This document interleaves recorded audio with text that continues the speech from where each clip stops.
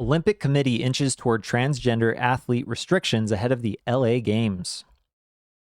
The International Olympic Committee appears to be near a pivotal decision with wide-ranging consequences in advance of the 2025 Los Angeles Summer Olympics. Should athletes born male be allowed to compete in women's events? The answer is no. And it's always been no. It's always been known to be no. And for some reason, a bunch of humans were like, men and women are the same. There's no difference between us. No, there's an obvious difference between men and women. There has always been. We are not the same. We're not supposed to be the same.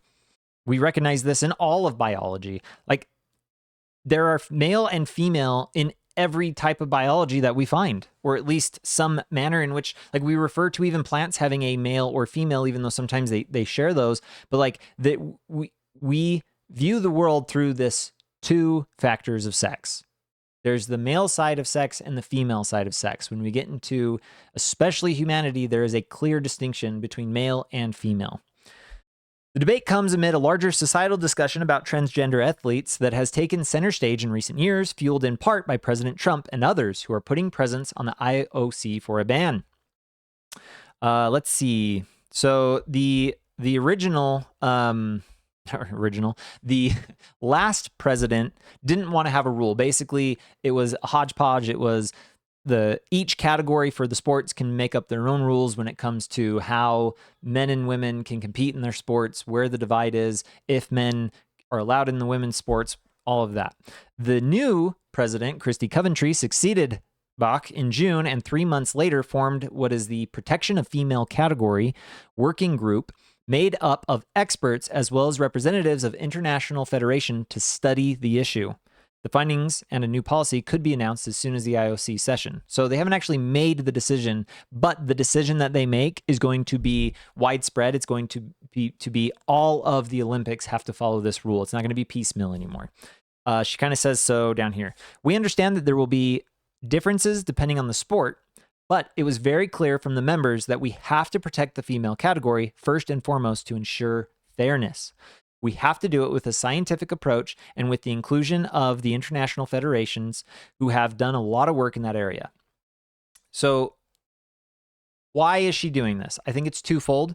The first fold I'll read here. Trump signed an executive order earlier this year banning transgender athletes from competing in women's sports in the U.S. schools and said he intends to apply the policy at Los Angeles Olympics in 2028.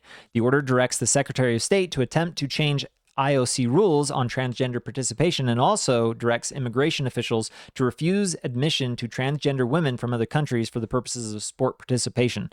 So the Olympics now has a problem. They've agreed to do the Olympics in Los Angeles, in the United States, during the time that Trump is president. And Trump has said that if you try to use a passport that has a gender that does not match your biological sex at birth, that you are not allowed to enter the country, which would bar them from being able to participate. Not only that, he's trying to instruct the Secretary of State to change the rules. So I actually think this is playing a large part into them changing the rules. The real question is, though, why are they saying we're doing all this study when studies forever have shown that men and women are different? I'm not positive that what they're doing is like an actual study. I think what they're doing is a study of studies. They're going to be taking all of the studies that have already happened and try to synthesize that data, squish up that data, and say, this, based on this data that we have compiled, we're going to have this rule. Biological men can't compete in women's sports. Now, why do we have only a protecting women's sports? Why don't we have a group to protect male sports? Honest question. Why does this always only go one way? Because men and women are different. So let's look at this. I'm sure you guys have all seen this. Maybe you haven't, and if you haven't, it's being shared millions of times. Maybe you're just the lucky one that's not chronically online. This is the combined grip strength by an individual by the age of years for males and women in green, males in blue. You can see here that there's a vast majority of the women are below the male's average the whole time. Even at younger ages, we can still see that. But you can see that there are some women that are stronger up until, look at that, year 20. You're 20, it basically stops. There is almost no women on this except for there's 3 little circles.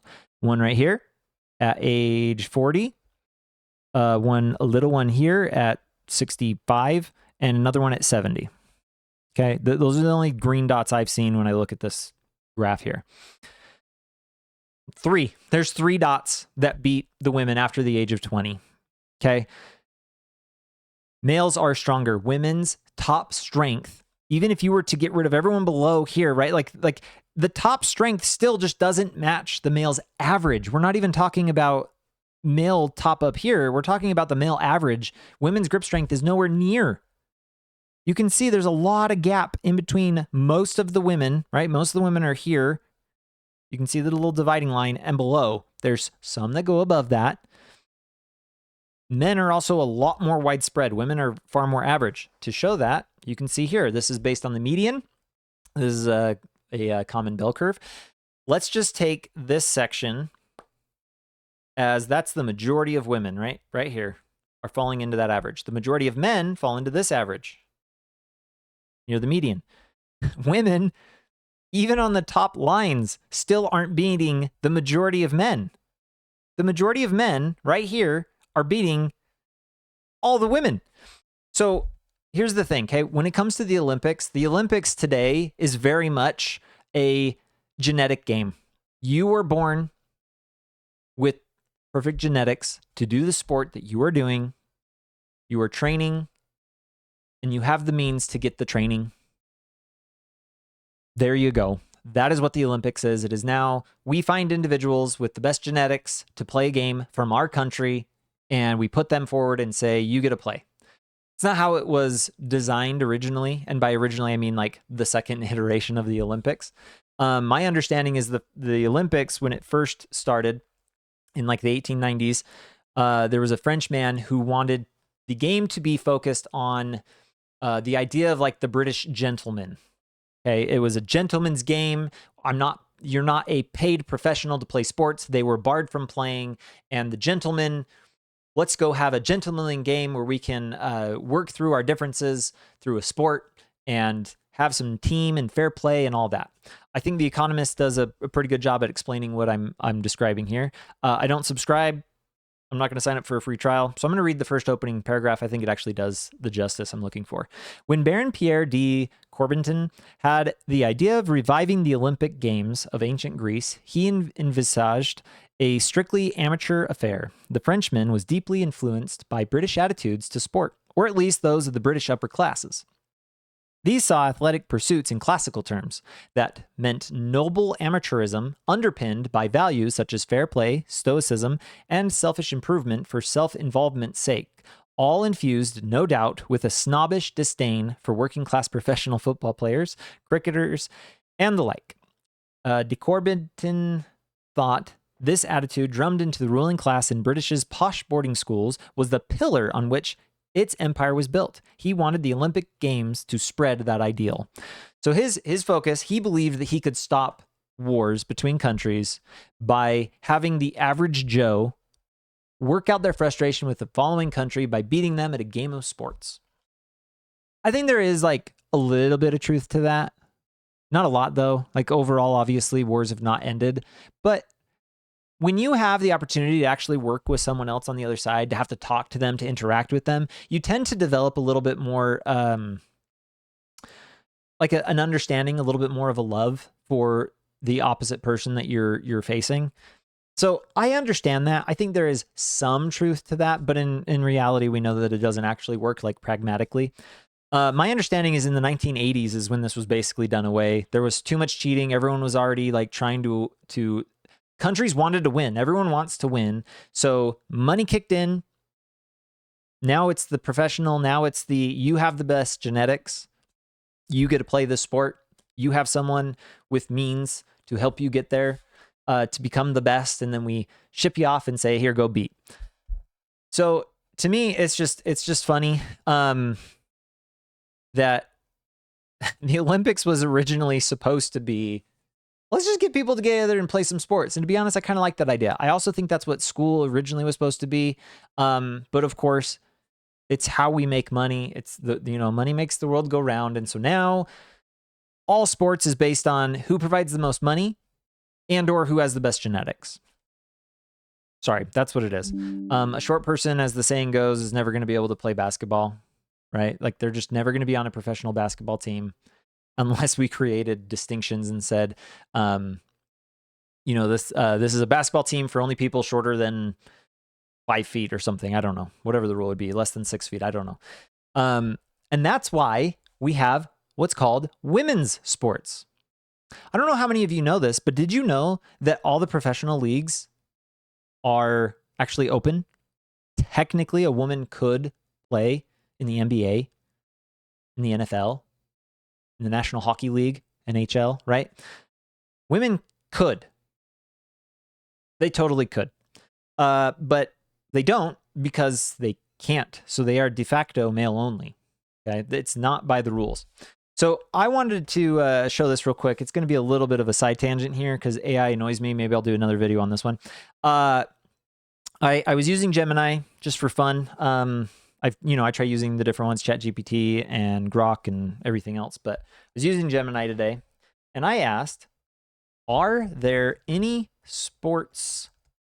professional, oh my goodness, my finger got off. Professional sports teams that have rules for men only? Okay, I got a little more specific. My original question when I first asked AI was, are there any professional sport teams that are men only? And of course, it's going to answer with the de facto, but I was looking for rules, so I ended up having to change my language. I had to ask the AI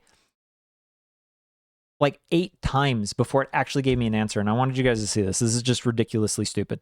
In major professional sports, there are generally no official rules explicitly stating men only in their bylaws. Technically, all human beings are eligible to try out. The main professional league, which is what I just pointed out, in North America, NFL, NBA, MLB, NHL, have no male-only rules. Women could be competing in this, but they can't because they're not capable. Women are not capable at performing at levels above here. And guess what? If we created a second tier here and a third tier here and a fourth tier, well, maybe we would see 1 or 2 women actually getting into the game by that point. Why do we have women-only sports? Because they need that protection. Men don't need that protection because they de facto become male-only. However, in practice, now it's going to answer, and it's probably answering because I asked 8 times. I should have saved it, and I didn't. I'm sorry, but it was really funny. It would not give me even Greco-Roman wrestling or decathlon. Apparently, there's rugby. Apparently, I think it gave me 3 different ones. Now it's giving me these again 3 different ones. So this isn't going to work as well as I thought it was. I ended up, maybe it's because I got more specific with my question. So the best way to get the answer is, are there any professional sports teams that have rules for men only? Oops. Let's see if this will actually answer it. Yeah, see, it's still not even actually giving me the answer. This is so annoying. I should have saved it for you guys. I'm really sorry I didn't. I exited and because I was getting frustrated. My favorite part is I asked it at the end. I said, I had to ask you 8 times before you gave me the answer I was looking for. How can I ask AI in a way that it will give me the answer? And it provided me with 4 responses. I don't remember them. So I opened up a new tab and asked all 4 individually in 4 new tabs. The first one didn't give me the answer, did the exact same thing. It started talking about de facto, the major 4 are not male only. Anyone can join, but they become male only because, again, de facto, right? Men just are there. They have an advantage over women. The second question tried to answer, but it was specifically with the Olympics. And I think it was because I've been Googling about the Olympics recently for this video I'm doing. And then the third, again, it was almost the exact answer as the first. And then the fourth one, it did answer, but it was because it included the answer in the question. So in the question that AI had me ask, it said that, are there any sports that through the rules are male only? As an example, the Gaelic association of some sport and the rugby league. And it finally answered. So let's see. rugby leagues on the professional level are male only by rule, correct? Let's see if this should hopefully give me the answer. Are not exclusively okay. Apparently this one isn't either. I don't know. It just, have all of you experienced this though, that you ask AI a simple question that a human would get? And to be fair, if I said, are there any male only teams, professional sport teams? Of course, the NBA, in my head, I was implying, and a human would actually pick up on that distinction in the course of a conversation. So I'm going to say that like AI gets a pass on the first time I asked the question. But the second time I specifically said, as a rule, are there any male only teams as the rule? And then it applies the rule arbitrarily still. And it's like, yes, as a rule, men only games are the NBA, NHL. My point is, we're finally coming to grips with reality on a global stage and in America. Again, I think there's a lot of individuals who are crazy, and yes, I'm going to call them crazy, that are taking things to the extreme, like firebombing Teslas, bombing buildings, causing assassinations. And yes, there's people on the left and the right. Right now, it is mostly the left. Why? Because they're not in power, right? They lost. Trump won. So the left, of course, is going to feel like they're backed into a corner. Some of them are going to go crazy.